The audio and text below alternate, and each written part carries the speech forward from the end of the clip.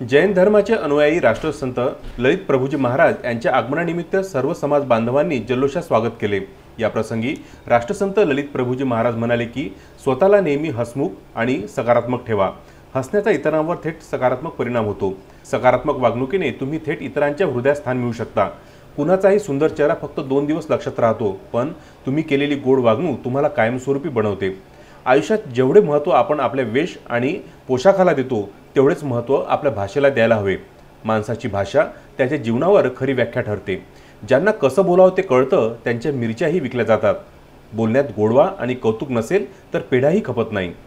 संत ललित प्रभूजी नगरीतील मुख्य रस्त्यावर असलेल्या संघवी निवासस्थानी जैन मंदिरात जैन धर्मीय अनुयायी बंधू भगिनींना संबोधित करत होते। ते म्हणाले, जीवनाच्या वाहनात नम्रतेचे वंगण लावा।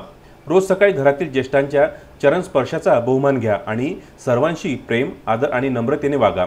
त्यांचे आशीर्वाद, प्रेम आणि सहकार्य हे तिन्ही तुम्हाला प्राप्त होतील। मौलिकेतर विश्वास ठेवा, असे ते म्हणाले। इतरांकडून प्रेरणा घ्या, पण इतरांची नक्कल करून स्वतःला माकड बनवू नका।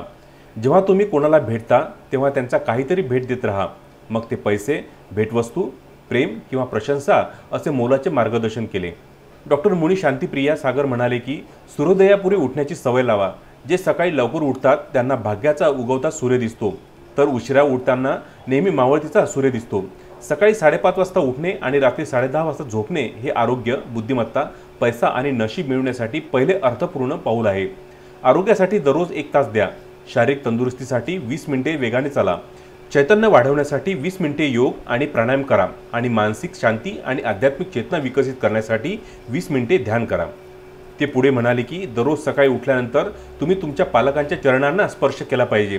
त्यांच्या आशीर्वादामुळे तुमचा संपूर्ण दिवस शांततेत जाईल। तत्पूर्वी सावनेर येथे पोहोचताच संत प्रवरच्या भाविकांनी जयघोष व औक्षण करून स्वागत केले।